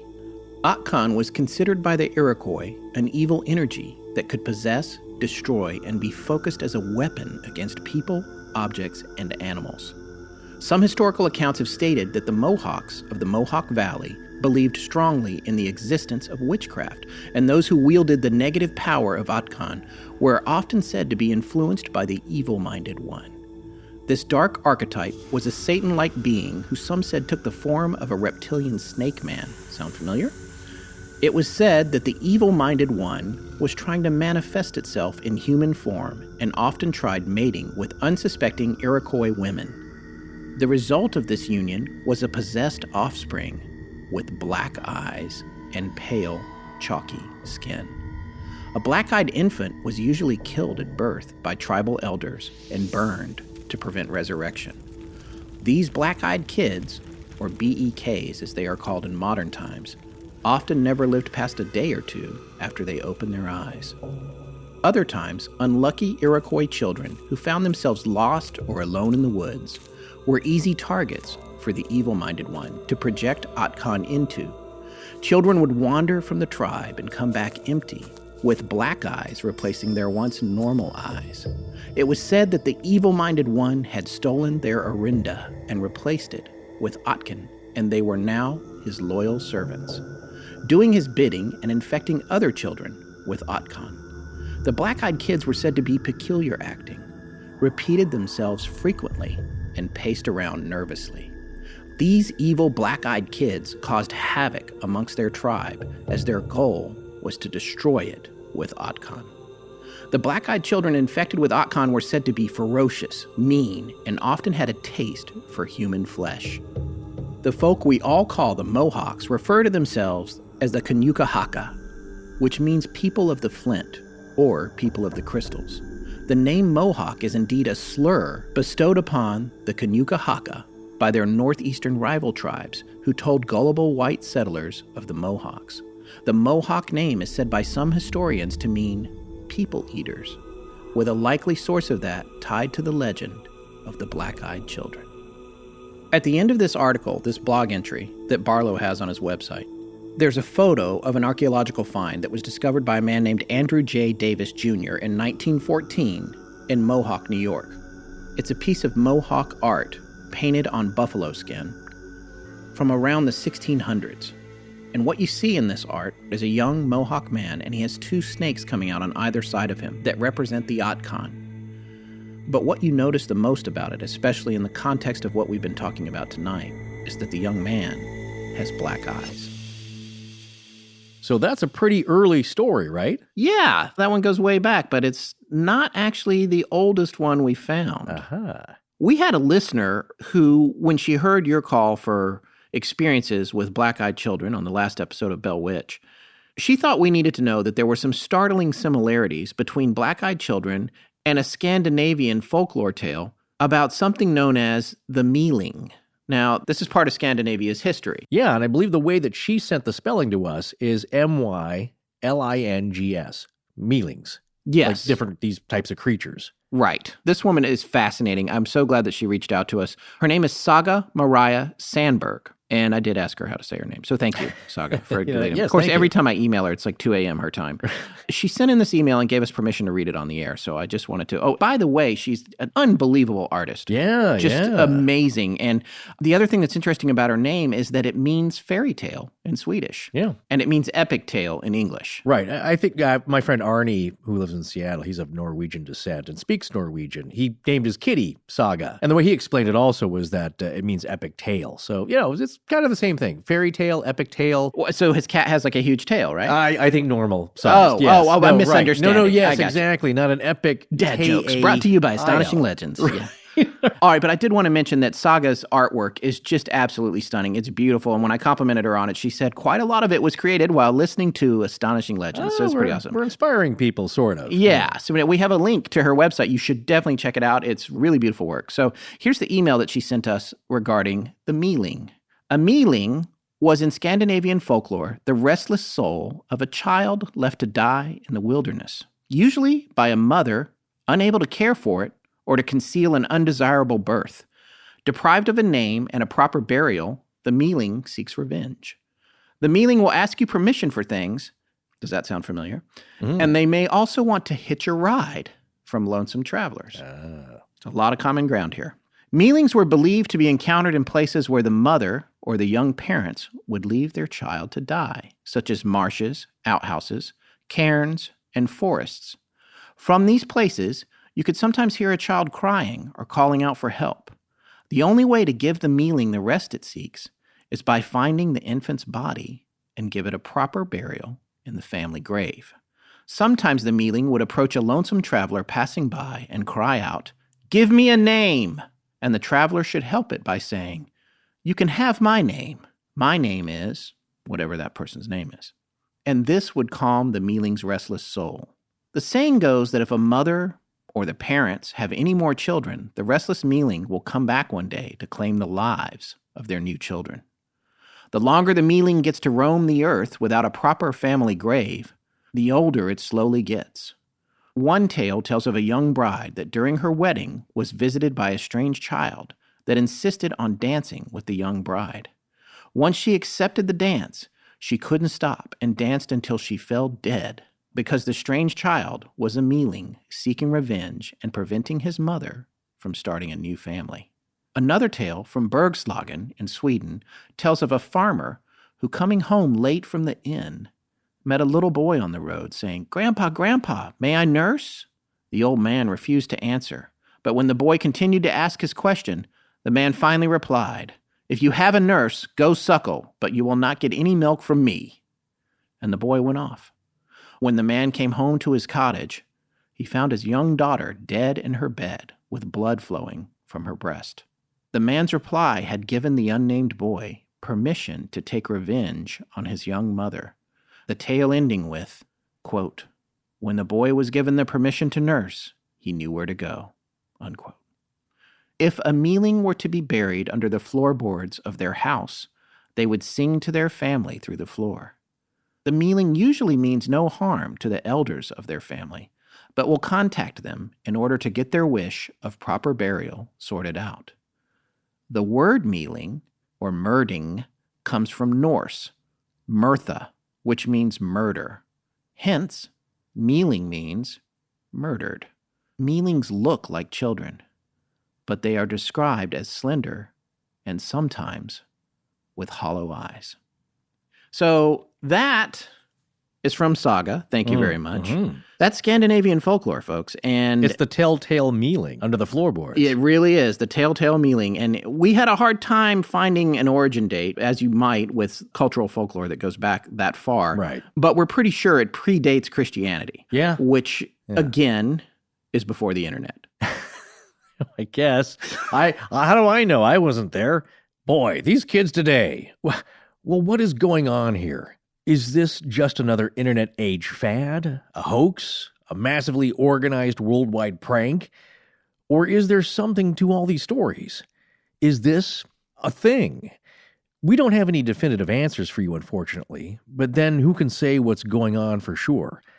However, like any paranormal investigator, or any detective in general, what we can do is observe and record any patterns, then use them to try and piece the puzzle together. So as you've heard from the tales tonight, there do seem to be recurring themes or patterns, and they're not the same in every story. But a lot of them are the same or similar. And one of them seems to be the telephone. They demand that they come inside to use it. Your cell phone is no good, but they need to use your landline. Now, is this just an excuse that necessarily requires them to come inside? Or do they need to actually connect to an analog line for some reason? Is that why your telegraph will do? Or do they just not realize what century it is? Do they ever really call anyone? Sometimes it's not your phone. They just need you to give them a ride. Or they want to take you somewhere. They demand it. They insist on it. And they're young, mostly boys, but sometimes girls. Usually teenagers or kids, because our natural tendency is to want to help out kids who need it. And they know it. Another common element here is that they want to invade your space, whatever that space may be, but first, they need your permission. Why? Why don't they just push past you? And what happens when you give it to them? Nothing good, as far as anyone can tell. One thing that always seems to be the same, though, no matter what their demand is, what decade, what country, what time of day, the eyes. They're all black eyes. We were lucky enough to have received an email just this morning from a listener named Michael W., a dad with 3 sons who bravely and generously decided to share his story with us and you as well. Why do we say he was brave for sharing? Well, because if you've had something like this happen to you, anything paranormal, you'll know why. If you haven't, you need to think about how people generally judge these kinds of stories. And sadly, sometimes the people that tell them. If you're wondering why we don't hear these kinds of stories all the time, or why you don't think there are many in print from the pre-internet era, that's why. But the people we've received contact from so far, well, we've done our best to personally verify them and who they are, and we stand by their accounts. More people have had these kind of encounters than you might think. And if you don't think that's true, you can try a little test. Sincerely ask the people you know if anything strange or even paranormal has ever happened to them. We think you'll be surprised by the answers. Some of the stories for this series come from the internet, so enough said. Some come from you, our audience, our community of fellow human beings, from skeptic to believer and everything in between, who, for whatever your personal reasons and beliefs, love to hear stories like this. And as it's often said, not all of these stories have to be true, just one of them does. So we'll leave you with this last brief story tonight, read in its entirety, just as we received it. Keep that in mind as you listen to it, because if it is true, as we believe it is, then it shows that even the most innocent among us are not beyond the reach of these terrifying entities.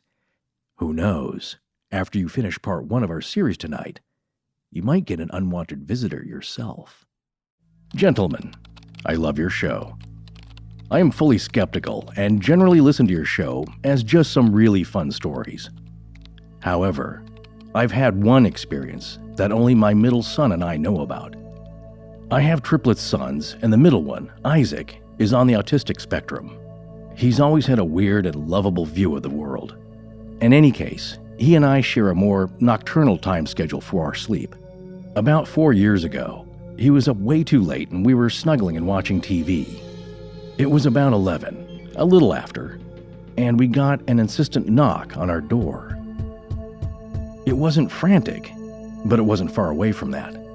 So I got up to check it out. It was late fall in Milwaukee, Wisconsin. At night, it gets pretty brisk. There were 2 kids at the door, dressed inappropriately for the weather. The older one was definitely a girl, but I didn't get a great look at the younger one. She said she needed to come in and use our phone. I need to use your phone. I tried to explain that we didn't have a landline, but I could let her use my cell. She insisted more than once that she needed to call her mom. I need to call my mom. Now, to be clear, 11 at night on a cold night with 2 kids at the door, my first instinct is to let them do what they need to do. But this was creepy. I can't really explain why. Just before I was about to decide to reluctantly let them step into my kitchen to warm up, Isaac came running out of the den, really panicky, right on the verge of tears. He grabbed me around the waist and was screaming, "Don't let them in," over and over again. I turned to calm him down, and when I looked back, the kids were looking right at him, totally emotionless, but I got a feeling that they weren't happy with him. They had no eyes. Just black voids where they should be. I slammed the door, and we killed the lights and darted back to the den. I don't know if I was trying to talk myself into something rational or what, but my son fell asleep. I couldn't. A little bit later, maybe an hour later, he woke up crying and could only say, The eyes. I hate that story, but it happened.